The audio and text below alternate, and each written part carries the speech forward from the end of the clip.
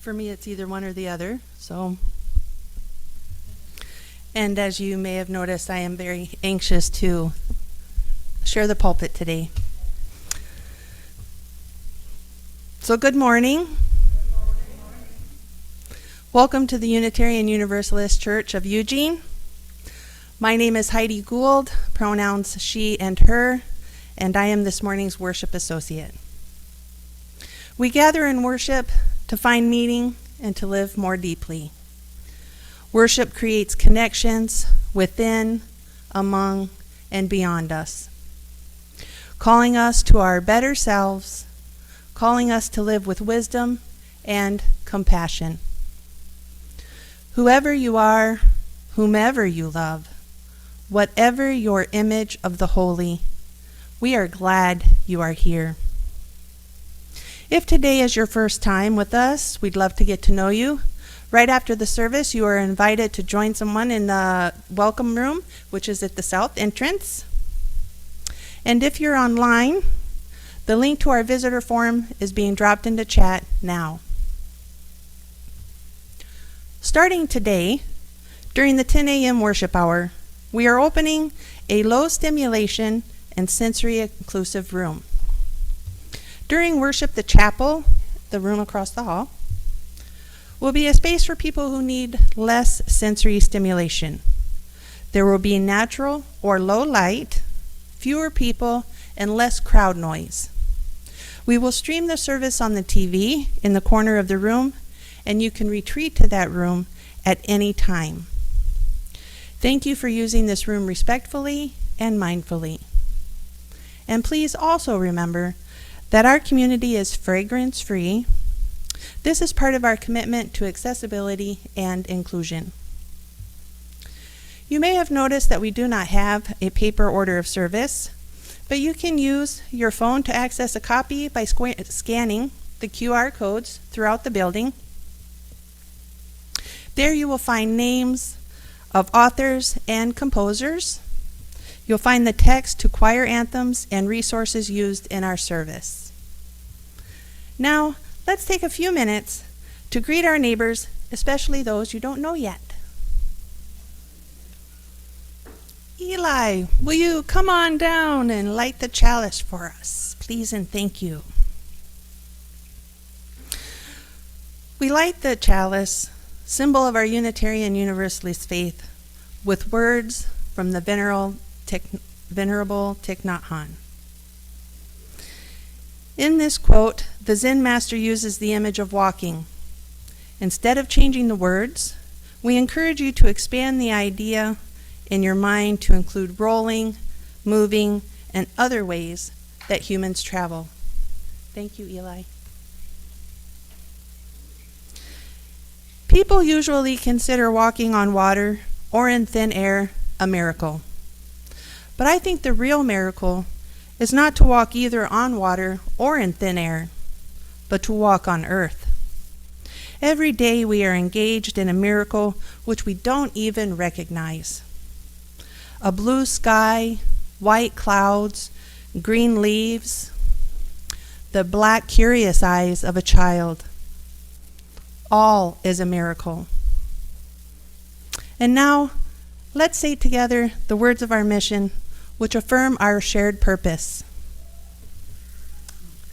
Empowered by love, we transform ourselves and serve our world.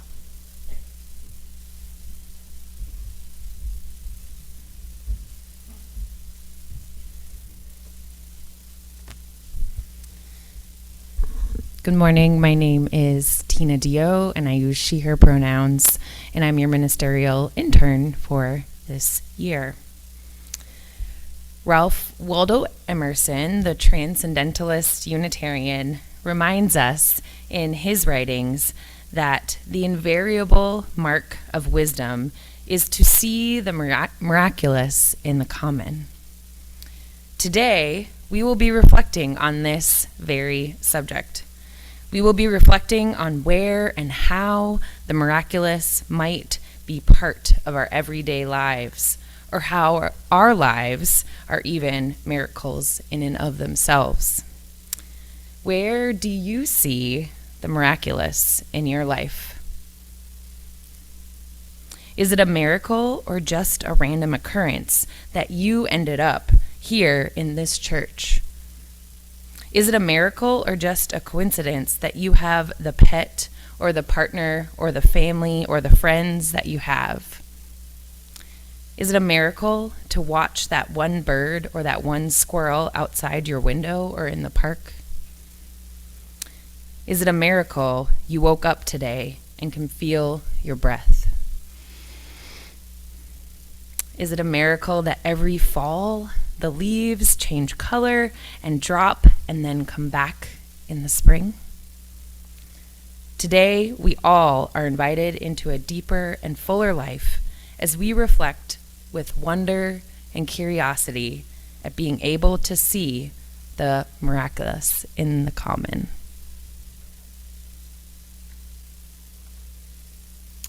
And now we will light our Advent candles this morning. Thank you, Rivden. We light our candle for hope and peace. And we light today's candle for love.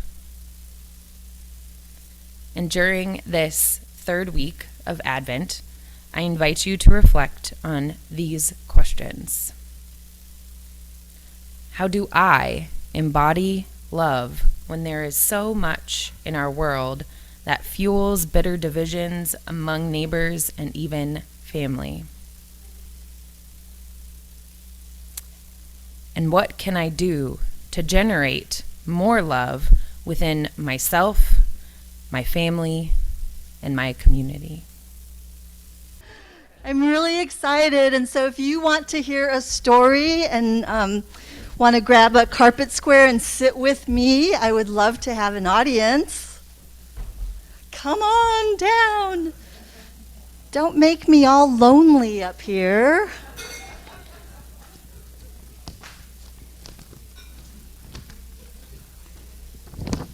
Well, thank you.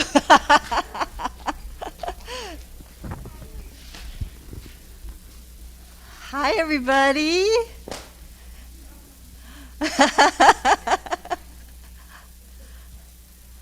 I'm Rev Jen.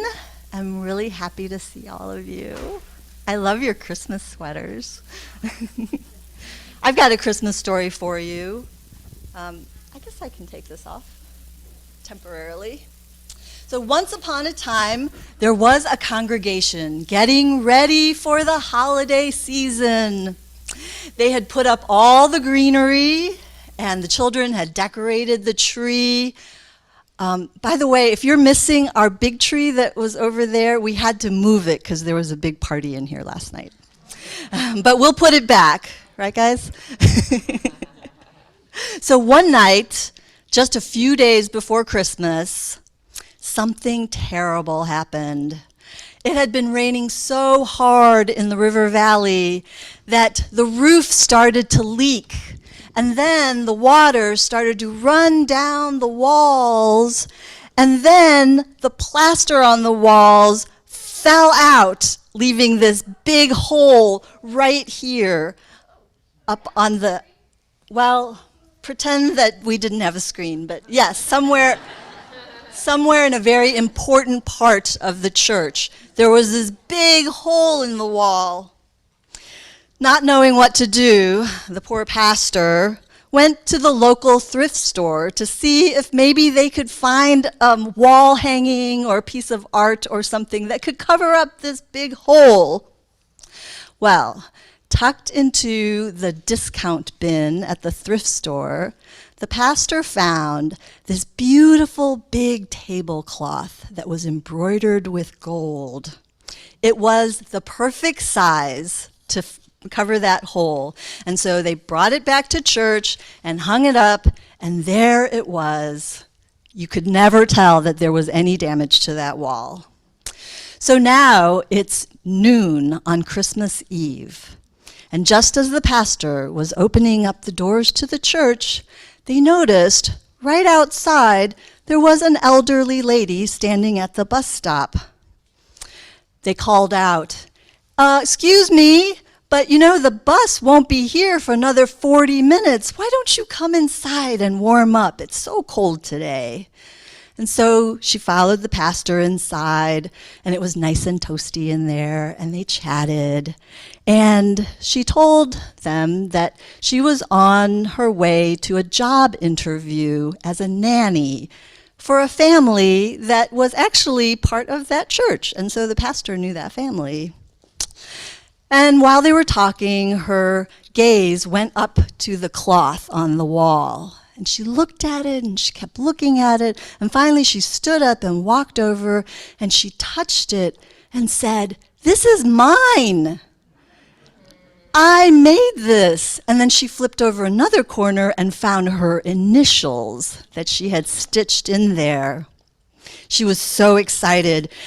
And so the woman and the pastor talked, and she explained that she and her husband were from Vienna in Austria during the wartime, and they opposed the Nazis very much, and their plan was to leave the country.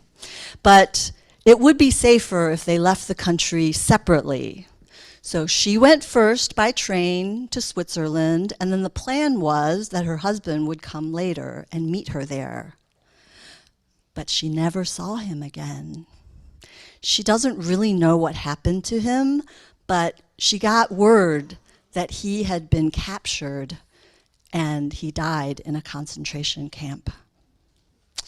Well, the pastor, hearing this story, said, "Oh my goodness, well, take the tablecloth. It's yours, take it."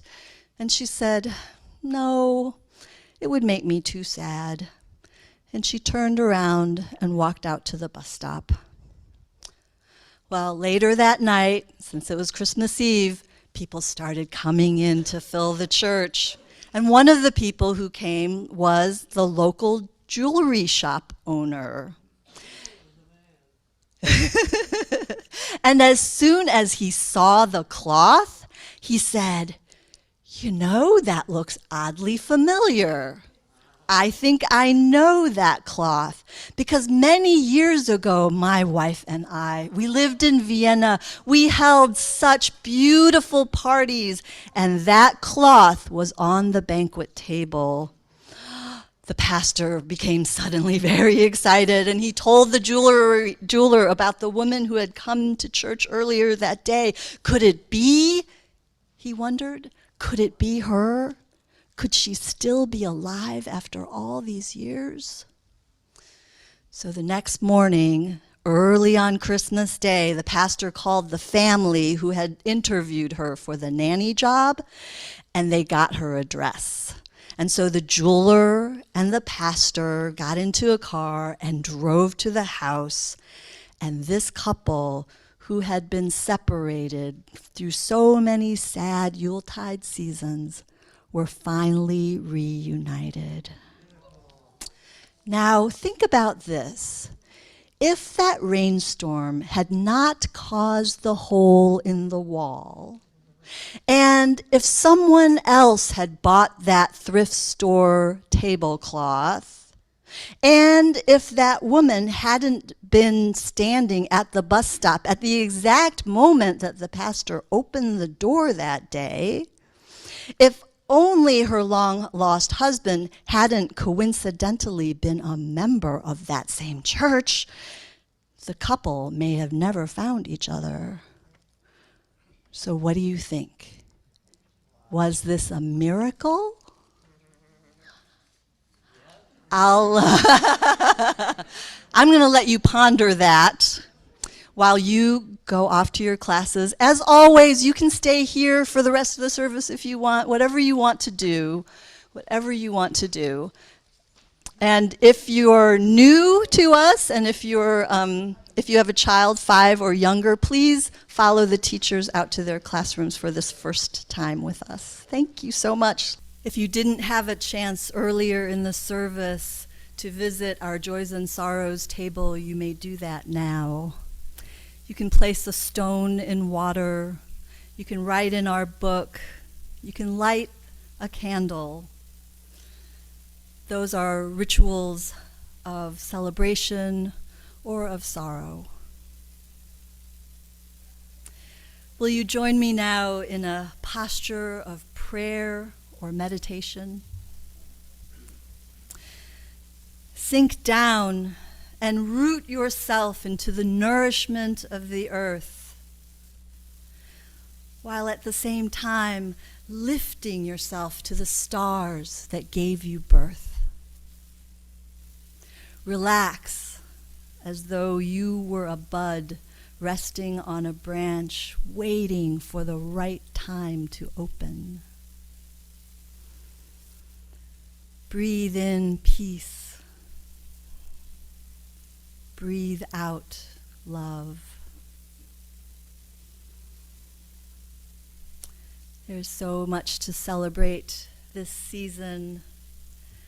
We join students at the University of Oregon as they finished their semester, especially one of our own, Joe, who went with the children to practice singing.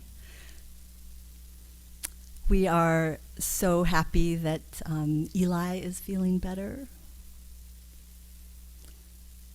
But this season is also a time of sadness and loss as well. Today I ask that we extend our loving care to Bonnie Koenig, whose brother Mark died on Tuesday. Mark had also been a member of this congregation. This season can be especially hard for those who are grieving the loss of loved ones, and it doesn't matter if they died this year or years ago. May you find some comfort in gathering with friends and family. May you find some comfort in the beauty and fragrance of this season. For all the joys, for all the sorrows expressed today, and those that we carry in the silent sanctuaries of our hearts, may we be grateful for the light that holds us, for the love that sustains us, for the peace that awaits us, and for the hope that never lets us go. Breathe in, breathe out. Amen. Blessed be. In these dark and cold days of December, if you're feeling low, it helps sometimes to turn your hearts toward others. And so here are 2 ways that you can do that. First of all, we're collecting items for our own church pantry. The staff keeps a supply of items for people who knock on our door needing warm clothes or something to eat or water to drink. So there's a beautiful green paper Christmas tree out by the north entrance. You can see that there. And then the other way that you can help others is to contribute meals for St. Vinny's Family Shelter. You can find all those details in your email newsletter. Peter Mayer's song tells the story of his faith journey from following the beliefs of his family to following his own heart and mind. He arrives finally at this place where he beholds both gifts, the ones that were handed to him in childhood and the ones he gave to himself as he experienced the world firsthand. Most of us are aware of the biblical miracles that Peter mentions. Moses split the sea in 2. Jesus made the water wine. Miracle stories can be found in all religions, and they have served to prove that the divine is here among us and that life is brimming with wonder and meaning. In the ancient Hellenistic religion, for example, Asclepius, sorry, I was trying to figure out how to pronounce that name. Asclepius was the child of Apollo and an earthling, and raised by centaurs in the art of medicine. He was not only a fine physician, but he could also bring the dead back to life. In the much newer religion of Islam, one of the greatest miracles there is the Quran itself. It is believed that the angel Gabriel came to Muhammad and delivered the exact words that are recited and read today. When the people of Mecca demanded proof that Muhammad was the messenger of Allah, he showed them a few miracles. One time, he showed them the splitting of the moon into two. The early Unitarians were kind of all over the place on the subject of miracles. Some argued that you have to believe in the miracles of Jesus in order to call yourself a Christian, and others said Christianity assumes belief in Jesus' teachings, not the miracles that he performed. Well, thankfully, an all-out battle was avoided when everybody agreed to disagree. And everyone decided that it was okay, no matter what you believed about miracles, what was most important was that you follow the teachings of that most wonderful prophet and live your life accordingly. Now, Unitarian preachers would proclaim, eventually, that miracles just didn't happen anymore. They exist in dusty old texts that have very little to offer the enlightened generations who were living at a time of accelerating scientific and industrial advancement. Now, Thomas Jefferson, who was, well, let's say he was Unitarian adjacent, famously took a pair of scissors to his own Bible and cut out all of the things that were not reasonable to his rational scientific mind. We have a copy of it in the library, the Jefferson Bible.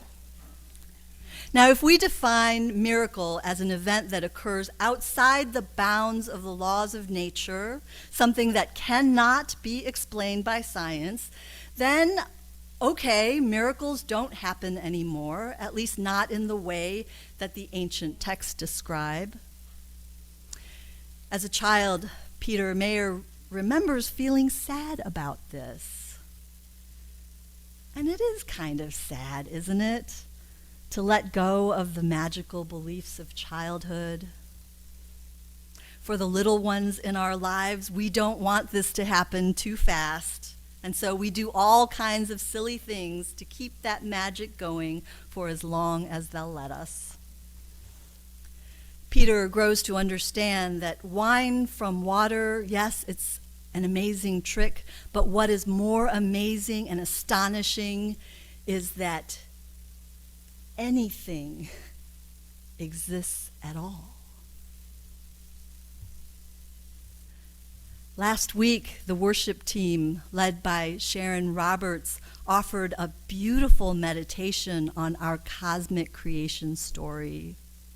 For eons, there was nothing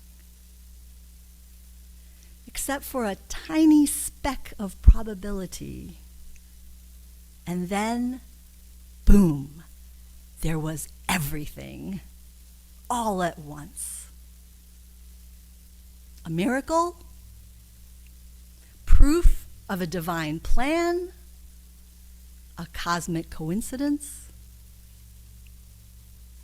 More eons pass, and all of a sudden, this stardust becomes conscious. In us, the universe becomes aware of itself. miracle? A reason to believe in God? A matter of luck? Or something mysterious to pay attention to? There's a researcher named Bernard Beitman. He's been studying the phenomenon of coincidence, serendipity, and synchronicity since he had his own life-changing experience. It was 50 years ago now. He was living in San Francisco. It was 11 o'clock at night. And all of a sudden, he found himself at the sink, choking uncontrollably, although there was nothing in his throat and he hadn't eaten anything. The next day, his brother called to tell him that their father had died at 2 a.m. in Wilmington, Delaware, which was, of course, 11 o'clock in San Francisco. He died by choking. Since then, Beitman and his team have been studying events just like this. They range from the commonplace to the extraordinary. So perhaps this has happened to you.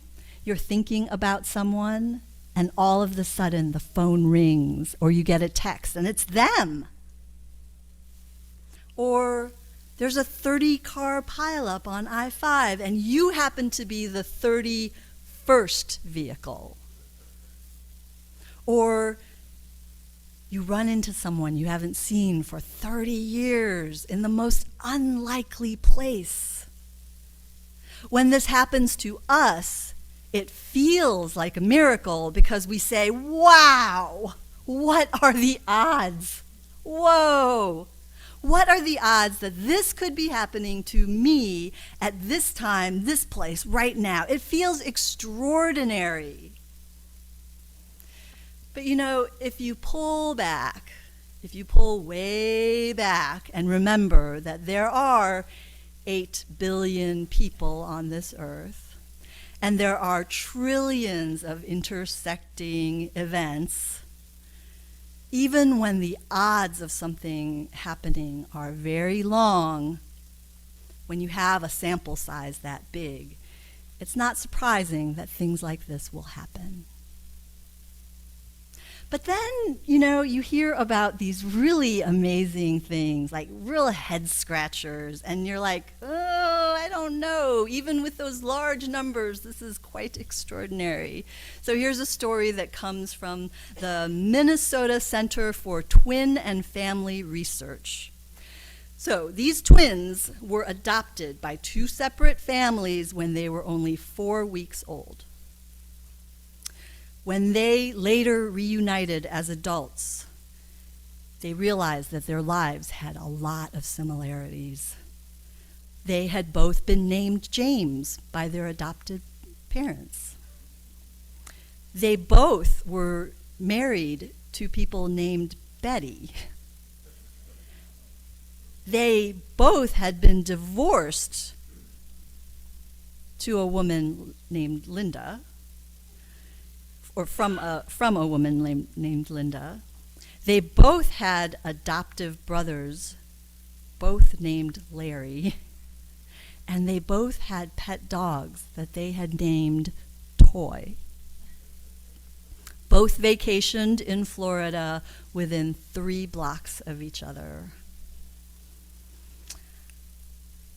A miracle? Proof of a divine intelligence? A cosmic coincidence?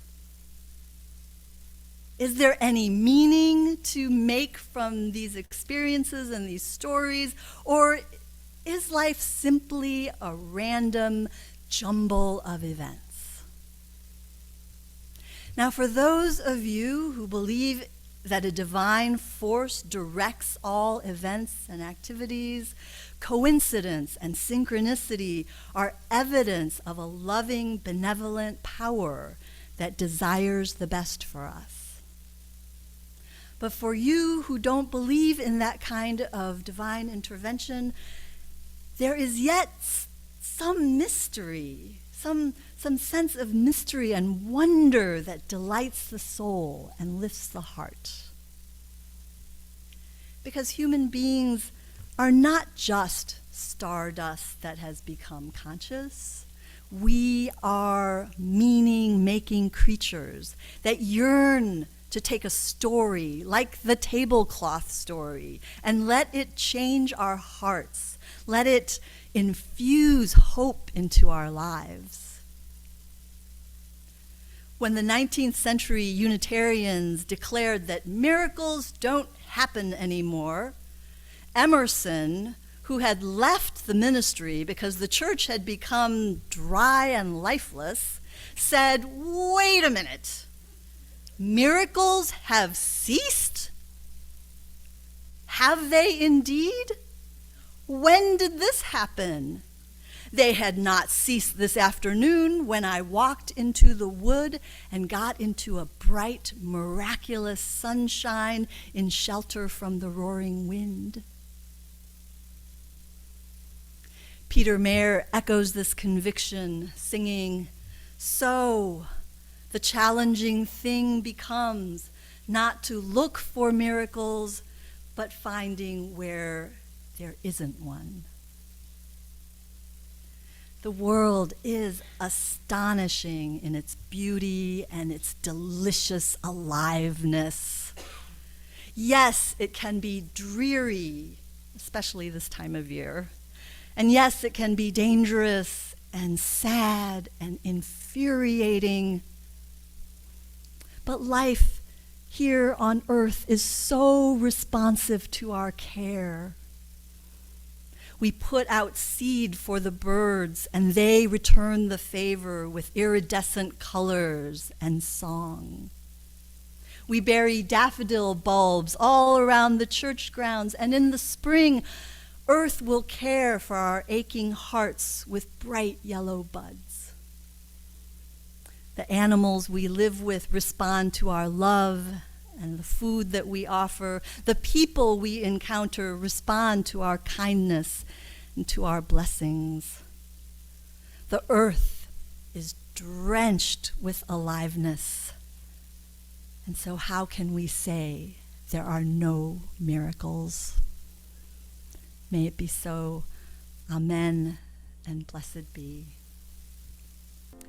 Before we say our closing words, I want to remind you that we're having a gallery reception today. So I encourage all of you to go to the gallery space down that hall. Artist Diane Sandel and author Christine Berger will discuss their collaboration of graphics and writings, and there will be refreshments in room 7.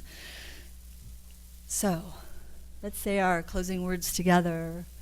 We extinguish this flame, but not the light of truth, the warmth of community, or the fire of commitment. These we carry in our hearts until we are together again. And now go out into this brand new day and into this fresh new week. Let your hearts be made new so that you can approach each day of your life as the miracle it truly is. Go in peace, my friends. Go in love.